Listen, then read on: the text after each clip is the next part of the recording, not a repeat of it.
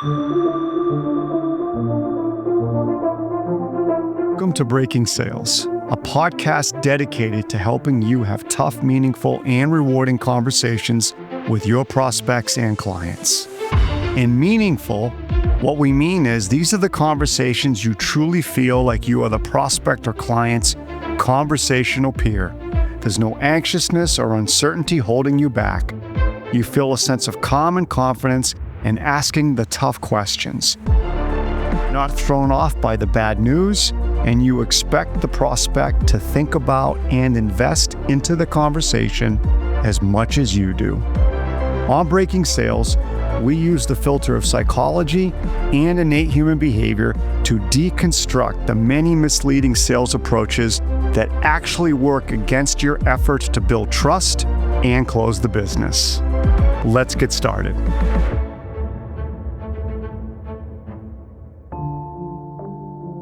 The last time you avoided a difficult action that you needed to take, the hesitation you felt before you sent an important email, how to make a timely phone call, or ask that meaningful question. Did you emphasize the good that can happen or the bad? What did that inner voice say? You got this, go for it. What you want is on the other side. Or something more like, hey, be careful. Don't screw this up. Inner narrative drives the behaviors that hold the best versions of you back. They are classic symptoms of loss aversion. And according to my guest today, that's something that's wired 24/7 into every single one of us. Roy Baumeister is a leading psychologist and co-author of the New York Times best-selling book, Willpower, Rediscovering the Greatest Human Strength. He spent decades researching human behavior, including why bad experiences hit harder than good ones, and what it actually takes to practice the kind of self-control that leads to success. These are just a couple of the topics Roy is going to get into in today's episode. If you've ever let the fear of making a mistake or bad outcome stop you from doing what you need to do to perform at your best, this episode will help you capture and reframe those moments. Let's get started.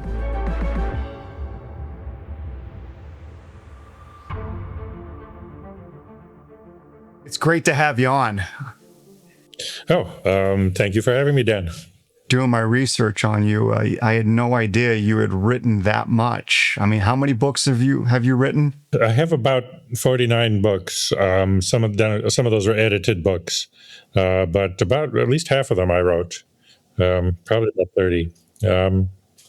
Obviously, I'm old. It takes a while to write those. And, I like to say you're seasoned. How's that? Okay, good. Yeah. And then when I was reading all your articles too, they're cataloged all the way back to 1982. So I'm like, all right, Roy knows his stuff. Yes. And then I did notice, were you on ABC? Were you on a few of the... Yes, a while ago. I don't know that they're still busy with those Dateline and I forget what the other ones were called. All right. Well. Yeah. Well, you definitely set quite a name for yourself. So I know a lot of hard work went into that.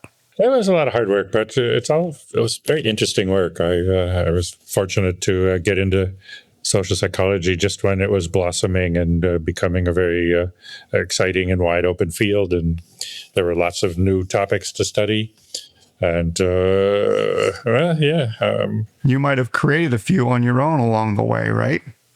No, maybe. Well, the first topic I'd like to get into is the book that you wrote, Power of Bad. Can you share a little bit about the book, the premise of the book with our listeners? It actually started with a journal article. I was noticing things that here and there in the psychological research, bad things seem to have more impact than good things. Even in my own lab studies, I would manipulate success and failure. And the success condition was pretty much similar to the neutral control condition in whatever we measured. And the the failure condition, people reacted to that more. And then in another line of work, I manipulated whether people were accepted or rejected by others.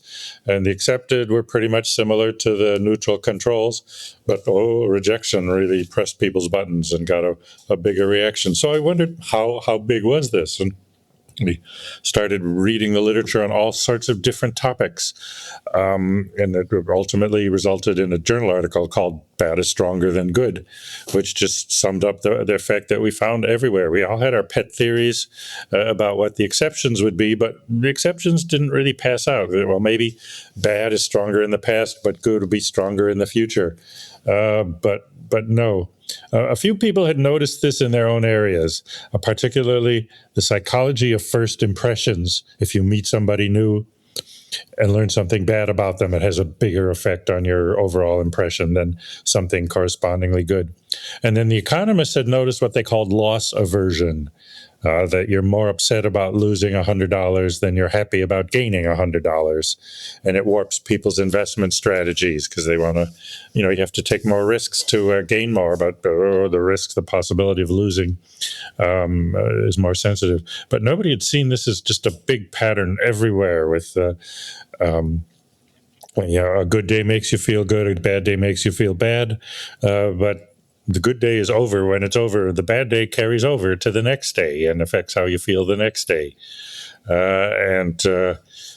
People have more words for negative emotions than positive emotions and are more affected by them. So it just went on and on, one place after another. So that's what ultimately led to that article. And then the book was based on that. I worked with John Tierney. He said, okay, the science is fine, but let's apply it to politics and business and sales and relationships and everything. But certainly in the relationships research, it was already very strong. That I'd sometimes ask my students, okay, why should someone marry you? What makes you a good relationship partner? And they think of all these positive things. Well, I'm a good listener, or I'm supportive, or I have a good sense of humor, or I'm good in bed. All these things are good. But the main thing that affects the relationship is can you avoid doing the bad things? Relationships are much more affected by a few negative things than a few positive ones. It's the same in morality. And they say, well, if you did something bad, like you murdered someone, how many good deeds would you have to do to offset it? And some people say, well, nothing you could ever do would offset murdering someone. And even if you saved a whole lot of lives, taking one is too much. A liar, honesty, one-time dishonesty can get you labeled as a liar, whereas one-time telling the truth is not going to offset that. Stereotypes. There are positive stereotypes as well as negative ones, but the negative ones, people form them much faster, and it takes a lot more to overcome them than a positive stereotype. So, as I said, we just found this over and over. There was the disappointment that we didn't find exceptions was kind of offset by thinking this is just one of the basic properties of the mind. And anyway, you can understand why. I mean, even in evolution, as we say, life has to win every day. Death only has to win once. So avoiding death becomes a high priority. We see it with food preferences. You imagine somebody who never ate fish, and then after their 16th birthday, they ate fish 4 times, and 2 were wonderful and delicious, and 2 were awful and made them sick to the stomach and violently ill. Well, it's 2 to 2. Is it still an even? No. 2 bad experiences, even 1 bad experience, they're probably not going to do it again. I talk to people who do alcohol, and they won't drink wine, or they won't drink whiskey or whatever. And I ask them why, and they say, oh, even though they'll drink other things, and they say, oh, the first time I did it, I got really sick, and that's usually tequila from what I hear from others. A lot of yes, yeah. So you mentioned a couple things. One, I want to go to this evolution idea of bad, right? Can you go a little bit into how our ancestors probably evolved so that they were hardwired to label bad, and they kind of had to. And we kind of use that same hardwiring in our modern world today. Yes, well, we evolved when life was fragile, and one mistake could get you killed. Missing out on something good, well, that's unfortunate, but it doesn't the end of your life. Whether it's some good food or sex or think of mushrooms. There's so many mushrooms in the world, and people eat them and like them, but some of them are very poisonous. Some of them will also make you hallucinate for 6 hours. And if that's good, then that appeals to you. And if that's a bad experience, you're never going to do that again either. So it had to be somewhat trial and error, but always with an eye to minimizing and avoiding the negative things. Yeah, you didn't get a second chance. Right. Yeah. Yeah. If you mess up. So avoiding a predator who wants to kill you or eat you, that has to have high priority. That's how many lives have ended throughout evolutionary history. I'm told that animals living in the wild, that especially the smaller ones, 90% of them die by predation, by being killed and eaten by a bigger animal. So they're key to how long they live. And also evolution is driven by not just life, but reproduction. But you can't reproduce if you're eaten as a child. So being alert to negative things, paying more attention to them, thinking more about them, which is something humans do. We don't know how much animals really think, but they certainly learn much stronger from a bad experience than a good one. That's the loss of aversion, correct? That's what we've developed over millennia, right? Yes, although it's much broader than that, but that's in economic systems. But yes. People have learned that and don't take chances. People learn more from failure than from success, partly because they think more about it. I know, like when I think about sales, right, which is a lot of our expertise. Sales professional has calls to make, right? Connect with people, outreach. They're responsible to put themselves out there, whether it's email or LinkedIn or a phone call. But what we find is most will focus more on that potential risk of someone rude. And they'll focus more on that uncomfortable moment of experiencing someone rude versus the potential for a very good moment where they experience someone who's open to talking, open to a conversation. So there are good and bad ones, and there may even be more good ones than bad ones, but those bad ones really do stress you out. Some people have tried to quantify how much stronger is bad than good, and it looks like the break-even point is about 3 or 4 to 1. So the famous Gottman ratio, John Gottman was I guess he still is alive, a leading relationships expert. And he said you need 5 good interactions for every bad one if the relationship's going to flourish and survive. So again, about 3 or 4 is the break-even even point. So when I tell people, you do something to upset your relationship partner, then you say, oh, well, I should do something good to make it up to her. No, do 4 good things at least to make it up for her. And that will make the relationship a good one.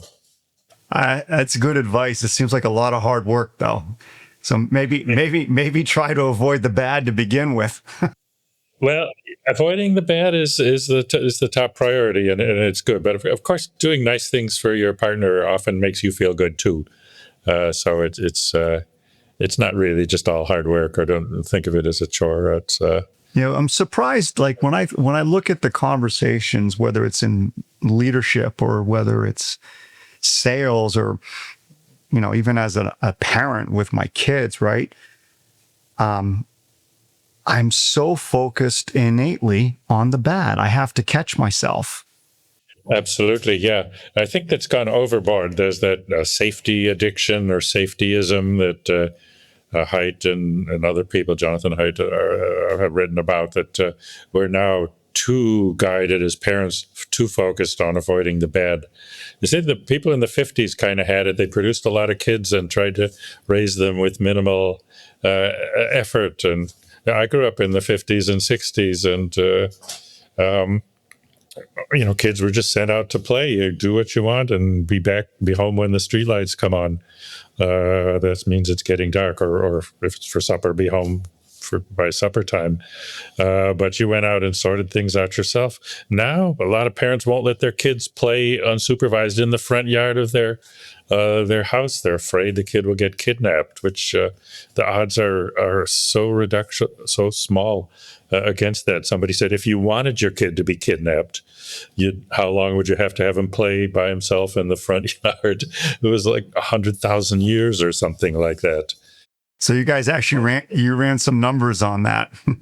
Somebody else did. It wasn't me, but it's just a sign of how much parents and of course something bad happening is every parent's nightmare, but it's mainly a nightmare. It isn't reality. Most kids who get kidnapped are usually kidnapped by the ex-spouse or their other parent who doesn't, you're blocking from seeing them, and actually a stranger kidnapping a child. I tell you, I sometimes feel like it's harder work being a parent than anything else. Yeah, I think they had it right in the 50s. You shouldn't have to work that hard at it. It isn't. Parents have been producing kids for, well, the whole history of the species, and our other species too. And it's not like you need to do them well. I remember when our daughter was born, I consulted the experts on intelligence because I wanted her to be smart. They kind of said, yeah, don't drop her on her head was the main advice, which is already one of my plans. So the advice was useless to me, but it was kind of a relaxing deal. They said, do you think there's consequences? I'm jumping a little ahead. Do you think there's consequences to trying to shield children from bad? Yes. They don't learn how to work things out on their own. They become dependent.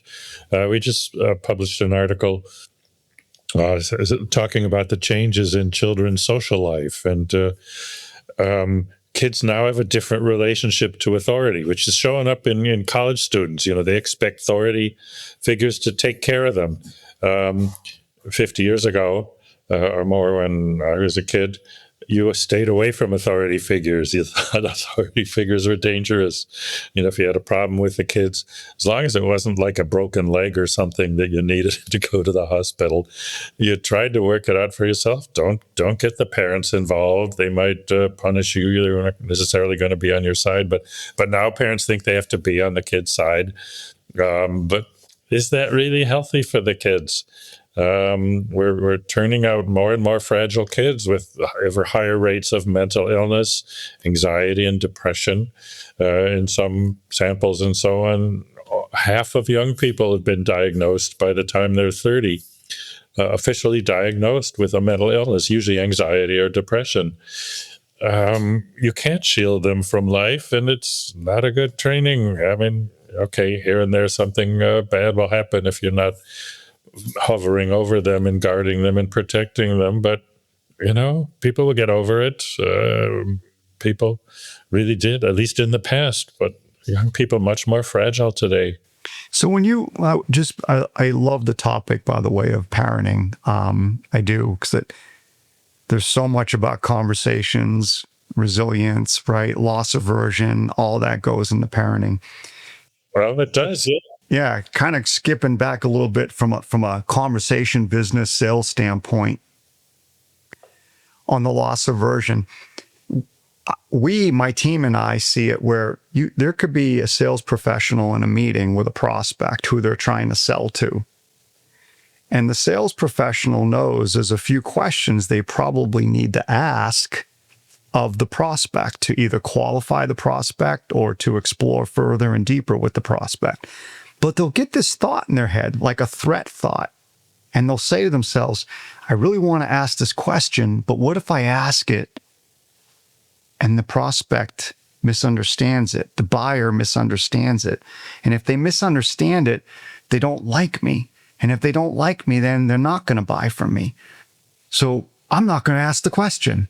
Yeah, that you can drive yourself crazy with that too. And usually they're not going to have that negative a reaction to the question.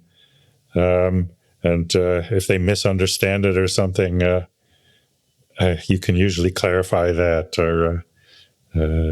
But that's a lot. That's a loss aversion, right? That's that in that moment. Yes. Right. Focusing on what could go wrong versus what could go right. Yes, it's true in sales. It's true in other places too. And I can vaguely remember being a teenager, and we used to have to call girls up to ask them out on a date, and you had the same worry. What if I say the wrong thing? But the girls are pretty nice, and they like to be asked, and so on. So I suspect the most successful salespeople just don't worry too much about that. And if you spend a lot of time worrying about it and you end up not approaching the people, well, you can't sell if you don't approach them. It's almost like it's almost like our first filter on decisions sometimes, where the loss aversion threat voice kicks in first almost all the time if we're going to do something new and different, right? Yeah. But we say, don't let the perfect be the enemy of the good. Perfectionism. I published a book on the self, which pulled together all the research that many people have done. And I was reading the clinical work for a while with that, and I was surprised perfectionism is implicated in a lot of mental illnesses.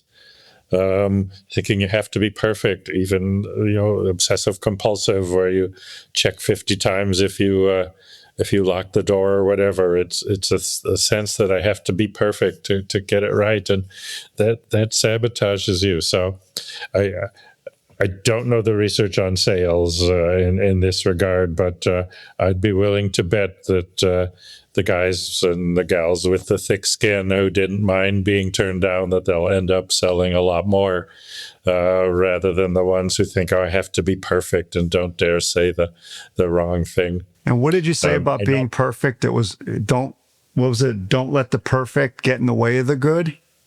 Be the enemy of the good, yeah. Don't let the perfect be the enemy of the good. Yeah. Yeah. Somebody else, I've heard that line repeated, but it's not original with me, but it's perfectly good advice. And probably useful for a lot of people. So once in a while you say the wrong thing and you get rejected. It's still better. Certainly with asking people out on dates, which I guess has in some ways gotten much more difficult for young men. Somebody was saying if finding a partner is like getting a good glass of water. Women live in a swamp and men live in a desert. With these new dating apps, a man has to send out 100 invitations to get often to get one or two, unless he's super handsome or super rich. Then the women all flock around him. Which, by the way, on social media, everybody's super handsome and super rich, right? Well, they try. I know. There are lots of men who do very poorly on these things. I'm not on social media, so I don't have firsthand experience, but I've been reading the things that they say, and the women feel pressure because whoever they send a positive signal to, they're going to have to deal with, and the men feel bad because they'll send out 100 and get one or two responses, maybe not even that. So it's demoralizing for both. Thanks for listening to Breaking Sales. If what Roy and I are talking about today is hitting close to home for you, then you might also enjoy episode 5. Maybe it's time to rethink prospecting. Things we talked about too is self-control. That was a very interesting topic, right? So much about success, whether it's athleticism, whether it's business, right, or anything, is about relationships, right? It's about self-control. Absolutely. I started my research career with self-esteem. We thought that'd be the cure for everything, but it didn't really work out. High self-esteem doesn't do you that much good. It does some. But self-control really does almost every sphere of life. Self-control and intelligence are the two traits that almost whatever walk of life or whatever endeavor you're in, they will help you do a better job. So can you describe for our listeners maybe an easy definition of self-esteem and an easy definition of self-control? Sure. Self-esteem is how you think about yourself. So a high self-esteem means you think that you're generally good at things and that people will like you and that you'll learn fast and do well and so on. It's belief. It's not necessarily reality. So people with high self-esteem think they're smarter than other people. They're not really. There's a very little link between that and intelligence. Self-control is your ability to change yourself, particularly to improve. You can override responses. You can you change how you think, so you concentrate more, you work hard, you keep working when you feel like quitting. You can change how you act, you can change how you feel, although that's more complicated. You can change your performance, make yourself do better, whether it's a matter of speeding up to give more answers or slowing down to make sure you don't make any mistakes. Sometimes the one, sometimes the other is better. It's really, I mean, psychology thinks of behavior as stimulus and response. So with self-control, you can change your response. You can make it better. As I said, you can make yourself keep working when you feel like quitting. Change your emotional state when you need to try to cheer up, which is the most common. But sometimes you have to damp it down if you're going to a funeral or something, or if you're a physician and you have to give some bad news to somebody, you can't be too cheerful about it. Can self-control be improved? Yes, that's a remarkable thing. People can do exercises. We found some early studies, success with that in the 90s, and people have done this all over the world in different continents and in different ways. Self-control works like a muscle, we find. So as with a muscle, if you exercise it regularly, you will become a stronger person. It's another reason as a parent not to do everything for your kids. Let them try stuff, let them succeed and fail. It will strengthen their ability to change themselves. If you do everything for them, they won't develop that muscle nearly as much. So like a muscle, it gets tired. We were chatting before we started this about my work on ego depletion or willpower depletion, that after you exert self-control, just like a muscle gets tired, your ability to exert self-control goes down. And there are probably 1,000 experiments now that have shown that effect. It's one of the ego depletion. So let me ask you more about that. It's very interesting, Roy. So I'm going to use myself as a little bit of a guinea pig here. Sometimes I'll do that. I'll have a long day of coaching, and then I am writing a book. And there are times at the end of the day, I am just exhausted mentally. But I've got an hour to an hour and a half of writing slotted in my calendar.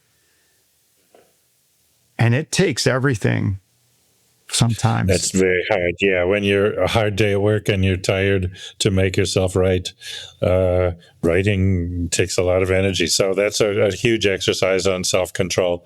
What a lot of the successful people do, not me, but when they study their careers, they get up and they do their writing first thing in the day before they do it. So they're fresh, they have all their energy. For you in that case, well, you can replenish it somewhat with food and caffeine. You need food that will give you energy, whether it's sugar will give you a short burst of energy, but then you have a crash in a half hour or 45 minutes. Caffeine is good. I recommend protein, stuff like that. Is there some, we've all heard, right? Eat the frog early, right? Do the hard stuff early. Is there some truth to that? Like if there's certain tasks, whether it be writing for me or prospecting, outreaching, reaching out to strangers for salespeople or tough conversations that you have to have, is there like something behind doing them early in the day, getting them done fresh when you're fresh in the morning? Yes. Now it works better for morning people. That's what I was wondering. Yeah. I've not lived like this. I've done my best work in the afternoon and evening, but I did save my best energy for that. And there are times when I was trying to do a lot of writing that I would only have caffeine. I never drank coffee, but cola or tea or whatever, I would only have it while I was writing, because that's when you want to have the maximum energy. And so if you're writing in the afternoon or writing in the early evening, most people don't write late in the evening, but you want to keep your energy and your willpower for the most creative work that you need to do during the day. And whether it's coaching or therapy or writing a book, you want to preserve your energy for that. So that goes with the willpower depletion kind of effect that we've found so many times in our research. It's common, right? I mean, that's why people leave work exhausted, right? That's why sometimes in the afternoon, certain people, right, there's nothing left in the tank cognitively, and they physically feel drained as well, right? Absolutely right. I knew a marriage therapist who said he would tell people to go home from work early because they would get to that state. You would think if they're having trouble in their marriage, having them spend more time together isn't necessarily the best thing. But don't use all your willpower, your energy at work, and then you go home, and as soon as somebody rubs you the wrong way, you start to say crabby things, and it's there. Get home while you still have some self-control to make sure you be nice to each other, and don't say the nasty thing that pops in your mind. And you make a point of trying to point out what you love about her or the other person, him, whatever it is. So this idea of self-control, you strengthen it by continually trying to align your decisions with what you know you need to do, right? So like if you need to do A, B, and C, you have to just continually try to remind yourself, look, I committed to A, I need to do A, or I've committed to B, I need to do B. Yeah. And over time, that muscle will strengthen. Yes, it really seems to work. Multiple people have multiple researchers, as I said, and lots of people I've never met have found this. There are meta-analyses where they combine the results of many different scientific studies that show that this works. Okay. So like for our listeners, right, they could start with one particular type of action, right?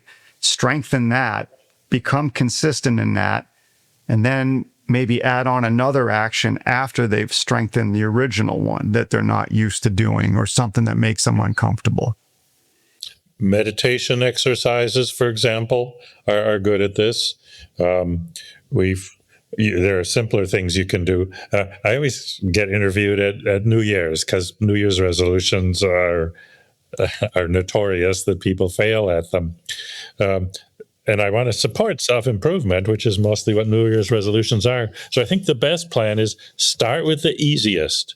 Don't try to do them all at once. If you're going to make 5 New Year's resolutions, pick the easiest one and do that until you're a success at that, until that's established. And then move on to the next easiest one. And each of these will make you a stronger person so that by the time you get to the more difficult ones, like, well, if you're smoking cigarettes, quitting smoking is one of the hardest things people talk about. By the time you get to that, you'll be a stronger person and you'll have a better chance of success at that. But start with making the bed or cleaning up after dinner or not saying swear words in front of the children, or maybe not saying swear words at all. Things that you can do and you can master. In our research, we wanted things that don't have any objective payoff. So we had things like use your left hand if you're right-handed for opening doors and drinking from a cup or whatever. This just makes you override your response and substitute a different response, which is the essence of what self-control is. If you But if do you can that, do something, yes, yeah, sorry, Roy, if you do that, that's interesting. So, like, let's say I want to get better at something in my business. I want to get better at outreach, prospecting, because I brought that up a few times. And it's a matter of, right, learning to manage my loss aversion, right? If I do something simple first, though, I'm really curious. You might say not related at all. But if I do that example that you just said, where I say, okay, I'm going to start opening up doors with my left hand, and I do that, and I keep doing it, and I keep doing it, and then I say, you know what? I'm not only going to do that. I'm going to start doing something like maybe picking up my phone with my left hand, not my right hand. If I do little things simple like that, will that equate at all to me gaining more self-control in a bigger task down the road, like outreach or prospecting, or are they not equated at all? yes, it should, but don't do it when you have a lot of other demands of self-control on your life. So don't try to do it the day before you're going to have a whole bunch of difficult phone calls or difficult interactions or whatever. You want to exercise the muscle when you don't need the muscle at other times, of But course. it is a similar muscle. So something like opening the door with the left hand can be equated from a muscle strengthening standpoint to doing something tougher down the road. Yes, and it does seem to work. And that's very exciting to me because I said the two big traits that predict success in everything in psychology, intelligence and self-control, it's very hard to increase intelligence. I mean, they're those head start in things, but they seem to lose their effect as soon as you stop having the extra programs. So it's a very exciting idea that with self control, even as an adult, you can get better at it. I've been talking to my friend Robert Henderson, who is written the book Troubled and so on about growing up in foster homes and stuff, and then ending up graduating from Yale, and now is a well-known podcaster and writer and things like that. What worked for him was going to the military, where discipline is enforced. And so you learn self-control. And that's his perspective on other things. Oh, people say they need this or that. What they need is self-discipline. And the military has a pretty good record of doing that for a lot of people who come from poor, chaotic backgrounds where you don't learn it. I mean, he said when he got to Yale, he was shocked to see all these successful, privileged kids saying, oh, you don't need to be married. You don't need to do all these things. You don't need to go to college. And he said, well, are you going to bring up your kid that way? Oh, no, my kid's going to learn discipline, going to go to college, going to marry before he has kids, and so on. So he kind of is skeptical of these luxury beliefs of people who talk like, well, anything fine, but they know in their own life, discipline, self-control, these are keys to getting where you want to be, and you want your children to have them yourself as well as yourself. On the discipline side, is it human nature to be exhausted by it? Or is it just certain people where, right, discipline and consistency sometimes seem to come easy in some areas, but hard in others. Let me explain too why. I mean, think about it, right? When we all grew up, if we played sports, what did we have? We had a coach. We had a set schedule. The coach was there, or the coaches were there. They had a routine. They had a process. And every single week, you get better and you get better and you get better throughout that process, right? College, a little bit less, but still in sports, it was there. Military's there. Yet here we are in business and we don't have that kind of structure at all. Right. You need to have it. You need to learn it before you get into business, before you are an adult working. And it's one concern about how young people are raised up. They're not being pushed by that. And yeah, even the modern coaches, except for football, I guess, who are still very manly and discipline rough. But a lot of the other coaches don't feel they can dare yell at the kids or push them as hard. But it is traditionally one of the benefits from of doing sports, which is you need the discipline. You gotta swim the laps. I remember I was on the swim team once. We had a 3,000-yard swim, which took a couple hours to do, just swimming up and down the pool. And phew, I got to the end of the last lap, and there was somebody else kind of in the way, and I stopped and stood up, and he said, "Hey, swim all the way to the wall." I said, "I just swam 3,000 yards." He said, "No, you didn't." Yeah, there's another 2 yards. So I went and swam the last 2 yards just to impress him. That kind of discipline, obviously, it's stuck with me for 50 years. So you mentioned something. I love that story, by the way. I can imagine myself in that position too, going, all right, he's right, but I just swam 2,998 yards. Yeah. Tell me, can we talk a little about willpower? This Sure. idea of free will. Well, free will is not quite the same, but it's also a fascinating problem. But yes, willpower is the energy for self-control, and well, it's a limited ability, but it's one of the great powers of the human mind. It's something we have. People say they don't have enough self-control. It's the most of the 24 traits that positive psychologists recognize. It's the one that people are least likely to say, this is one of my strengths. It's the one they're most likely to say, this is one of my weaknesses. People know they would be better off if they had more of it. But still, we have a lot. We have more than other animals. We're much more flexible and adaptable.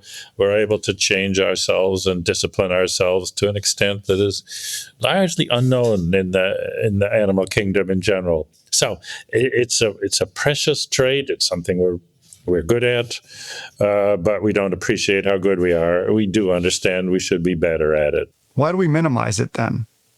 Because I would agree, like, I think of willpower, and I could be completely wrong, but I think a little bit of tenacity.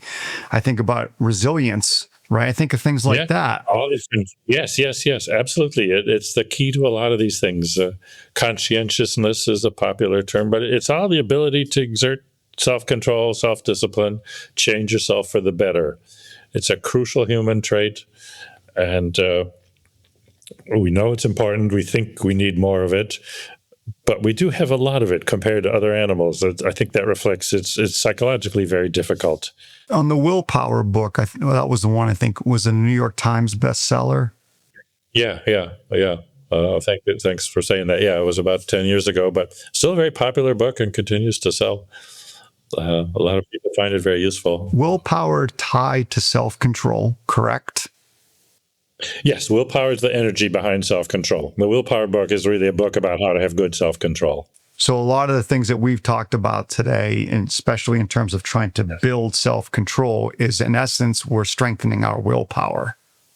Absolutely. Roy, I want to ask you a question on that. So if I have to make a choice, all right, where I can keep doing a particular activity that I'm comfortable with, or I do this activity that is important, it will advance my skill set or it will advance my business, but I'm uncomfortable with it. So I have the one activity here that I'm comfortable with. I have this important one that I'm uncomfortable with, right? Yes. If I'm left to my own devices, I might make a decision depending on the day I'm having to do what I'm comfortable with and push off what I'm not comfortable with. But if I think about future ramifications or maybe what's on the other side of the activity that I'm uncomfortable with, I might be more likely or prone to do that uncomfortable activity. Is there like a future state thing there that helps us with that? Or is that just how my... Yes. Very, very astute of you to say that, Dan. A lot of self-control is what we call enlightened self-interest. So it's not doing what feels good right now or is easiest right now, but doing what is best in the long run. There's immediate self-interest, and enlightened self-interest is what pays off in the long run. which is often not what you feel like doing. Jogging. I mean, there are thousands of examples, saving for retirement, but even just say jogging or whatever. Jogging is rarely fun. I've heard this runner's high stuff, but it seems like nonsense to me. I've never felt that. Uh, but boy, if you use your self control to make yourself go jogging, you'll be better off in the long run. Uh, my wife and I both pushed ourselves to do it, and that has come in really handy a lot of times, including when she was giving birth. Oh, they said, wow, this is a difficult birth, but you seem to be so strong because of all the walking and jogging that enables her to manage to do it. And um, there are a lot of things like that where, I mean, the payoff from self control is much better documented than, say, self esteem. People with good self control are healthier, happier, live longer, earn more money, are more popular by other people, less mental illness, less physical illness. And the list goes on and on. So it's really worth cultivating that kind of strength.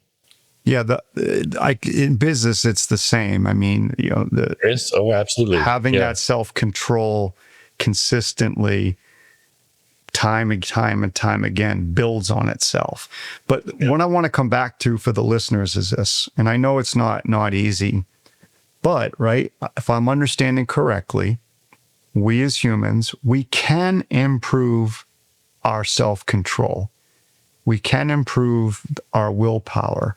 Absolutely, yes. Just have to become more self-aware in the moment of what we're doing. And like, I could do things left-handed versus right. That's going to improve my self-control, the mindset, how that muscle in a way that you described it, right? Now I want to point out that exercise as the muscle is making a change. The change. Yeah. Yeah. It's overriding yourself. So if you say, well, I'm going to learn to open doors with my left hand, after a while, that will be a habit. And you'll automatically, and then it doesn't work as exercise anymore. So it's the change. It's not just using your left hand. Yeah. It's capturing the moment. It's capturing the moment where we would want to use our right, but we capture it and use our left. It's that moment that strengthens. Yeah. So one of the things I'll ask you, and I know we're running up on some time, but one of the things I'll ask you is, I do this exercise, and I've been doing it for about 2 months now, where on a Sunday, I'll look at my calendar and I'll write down all the activities or the decisions that are in my calendar for the week that cause me discomfort. I will purposely write them out and identify them. I'll listen to my voice. Sometimes my voice will say, yeah, you don't want to do that. You don't really know if that's going to work, or what if it doesn't work, or what if you look or sound like an idiot if you do that, right? You hear the voice right away. But then what I'll do is I'll remind myself and I'll write out, here's what's on the other side, though, of taking that action. Or here's what's on the other side of making that decision. And I found that to be an interesting and positive reminder for me to take the action, to make the decision. Oh, that's good. Yeah. Yeah. So, it makes you better able to do the difficult things. Yeah. You don't need this advice. People should be learning from you how to have good self-control. I'm surrounded by individuals who've got much better self-control, so I have to work hard at it every day. Well, that helps. That's one of the things we said in the Power of Bad. Surround yourself with good people. It makes it easier to be good yourself. So how can people get in contact with you for speaking and other engagements? I'm easily findable on email. I have a Substack, The Existential Contrarian. It's free. People can sign up and follow that if they want to hear their thoughts. I'm pretty easily to find online, and I'm happy to give talks or virtual or live or whatever. I'm on a site right now, and I'll make sure we list it off. It's your site, Roy Baumeister. It's your books, it's your home, research, articles, all that. I'll make sure that we mention that. People seem to find me pretty easily, but I'd be happy to meet more and talk. And, this has been a really interesting conversation. I appreciate you inviting me on your show. I've enjoyed it. It was great having you on. I've learned a lot. The next time you're about to walk into something that feels risky, a prospect call, a difficult question you've been avoid asking, or an outreach you keep pushing to tomorrow, I want you to notice what happens. There'll be a voice telling you what could go wrong and pushing you to avoid doing what you need to do. That voice will feel reasonable, but it's loss aversion in disguise. And if you let it, it will run your decision-making without your permission. The good news is that you can train against it. As Roy and I discussed today, self-control works like a muscle. Every time you override that voice and take the action anyway, you're getting stronger. And the reps you put into those moments are exactly what determines how you perform when it counts. That's our show for today. Thanks for tuning in. And if you're getting value from these conversations, don't forget to rate and review us on Apple Podcast or Spotify, and subscribe to our channel if you're listening on YouTube. It makes a big difference. Until next time.